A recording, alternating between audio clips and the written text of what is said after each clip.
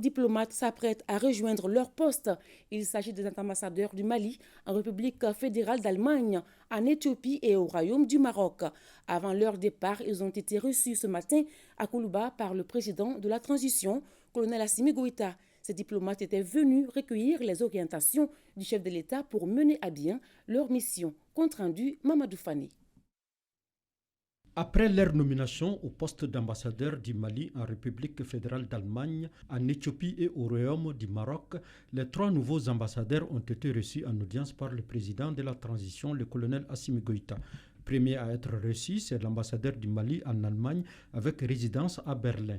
Nous allons nous atteler, dans le cadre justement de notre mission, à essayer de dégager les voies et moyens pour rehausser justement le niveau de coopération qui existe entre l'Allemagne et le Mali dans le cadre justement d'une diplomatie de nouveau. Mali croix oblige. Avec 6 juridictions à sa charge, l'Éthiopie, la Somalie, le Djibouti, le Kenya, l'Ouganda, la Tanzanie, mais aussi l'Union africaine et d'autres organisations internationales, le nouvel ambassadeur du Mali en Éthiopie, avec résidence à Addis Abeba, aura la lourde responsabilité de renforcer la coopération entre ces pays et le Mali. Dans un premier temps, il s'agit de diplomatie, de coopération sur le plan bilatéral, mais aussi la juridiction d'Addis Abeba, comme vous le savez également, c'est aussi le multilatéral. Parce que l'ambassade couvre 4 organisations internationales, notamment l'Union africaine, la Commission des Nations Unies pour l'Afrique, mais aussi à partir de Nairobi, le programme des Nations Unies pour l'environnement et ONU Habitat.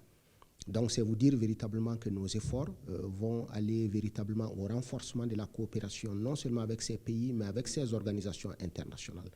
Pour ce qui est du cas particulier de l'Union africaine maintenant, vous savez également que le pays est actuellement suspendu, mais ce qu'il y a lieu de faire, c'est de s'ouvrir, aller vers les autres, aller au contact, défendre et expliquer la position du Mali afin de faire évoluer véritablement les points de vue. Plus de 60 accords de coopération lient notre pays au Royaume du Maroc. Le nouvel ambassadeur du Mali au Maroc, avec résidence à Rabat, s'attellera à les fructifier. Notre mission consistera à consolider tous ces acquis, à travailler en cela, jour et nuit, et aussi de voir comment on peut diversifier ces partenariats, notamment dans les domaines de l'économie, des finances, des investissements, du commerce. Ces 3 ambassadeurs qui vont rejoindre très prochainement leur poste ont tous promis d'œuvrer à rehausser l'image de notre pays et à défendre les 3 principes qui guident désormais les actions des autorités de la transition.